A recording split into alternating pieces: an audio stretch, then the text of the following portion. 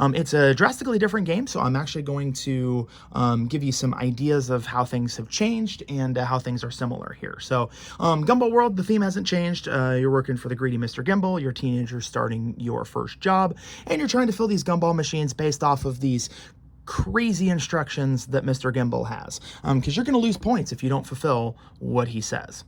And I'll explain that here in a second. But the way this game has changed, the major way that this has changed, is the initial version of the game, you filled the gumball machine entirely and then scored based off of these cards that you collected throughout the game. The drafting was also different. You drafted from dishes in the middle of the table. Now, the way it works is you are going to have a starting configuration for your machine. So in this case, this player chose this one, and this player chose that right there. So that is basically how you're going to start, because the reason the starting configuration matters is that's how you're going to start working on your combinations and being able to score points and try to get the best set of cards and use your quarter abilities, which I'll explain here in a second, to have the most points at the end of the game. So the first round, however, is basically just getting a card to start. So if you're first player, and this is your starting configuration, you see a couple cards that match. Because what you're looking at right here is you're looking at the highlighted spaces on the card. You're going to score that many points. You're going to lose that many points based off of the color. So in this case, the oranges, because they're wild, means that this player has 3 blues to start. But if you look, this player does not. So they can kind of hold on to that card because the cards will score whenever something matches. So if something matches, if one blue matched, it could score. So you're trying to fight to score before other people, but you're also trying to make sure that you get more points by holding on just a little bit longer. The thing is, that's the max you can score in this configuration. So 9 points is a lot of points. However, what they're going to do is they're going to grab this one instead, because they have no yellows in that row, and they also have 2 reds. So they're going to take these out of their gumball machine, put this card next to them, which I'll explain here in a second, throw the gumballs back in the bag, and go to the next player. Next player is going to look and see, okay, the only thing I actually have is this one here. So I'm going to go ahead and do that.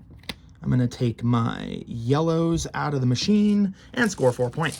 So right now you have a score of 4-4. Neither player used their quarter abilities. I'll explain that here in a second. We're going to refill the row, and now the next player in turn order is going to draw some gumballs out of the bag and draft. So the way this works is they're going to pick 2 of these and hand the other 2 to the other player, because every player is going to get 2 gumballs per turn. Well, awesomely enough, they have a wild and a red. So they're going to pop their red over here and a wild here. And as you can see, they now have 5 blues in a pattern that they can score. This player over here knows that they're not going to be able to score much this turn, so they're just going to throw a couple of yellows in the middle there. Over here, they're going to look and go, okay, I can score this one because I have 5 blues, and boom, I'm going to score this. The number on it's wrong. It's supposed to be 10 points. With some iterations, I didn't get a chance to change that card, but right now they're ahead by 10 points. If you get your 3rd card, your 6th card, your 9th card, every 3 cards that you get, you're going to take one of these quarters. The quarters are awesome because they give you 4 really powerful abilities. The first ability is you can steal 2 gumballs from any machine that you want. Another one is when you draw gumballs out of the bag, you can take 4 gumballs instead of 2.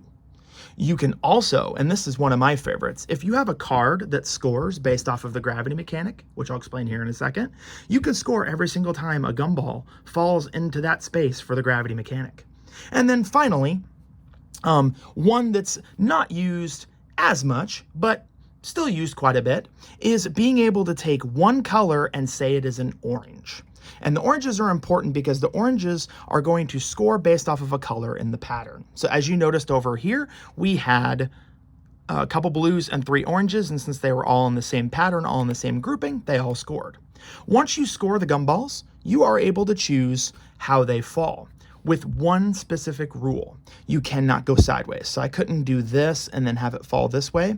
It would have to fall straight down. This is more apparent if you have, pretend there's some gumball, like a gumball there or whatever. You actually have to maneuver it a specific way based off of how the gravity actually would work. But when you're placing gumballs, keep in mind, I'm just going to use these two as an example, you're filling a bowl. So you could have a legal move like that. But once you get towards the middle and the top half of the machine, you are unable to place a gumball unless there's two beneath it. And then that leads me to the final thing here, which is one of my favorite parts about the game. At the end of the game, you're going to lose 1 point for every gumball you have in your machine. However, there will be an end game card. So there's an uncertain end to the game, which means in this case, if you have a green or a blue at the end of the game, we're going to pop the end game card in here about halfway through the deck. When it gets there, if you have greens or blues in your machine, they don't count against you, but all the others do. So you're trying to fulfill as many cards as possible, score as many points as possible, use your quarter abilities, which are quite strong, in order to get the most points. At the end of the game, most points wins, and also you get 5 points for every unused quarter. And that is the new version of Gumball World.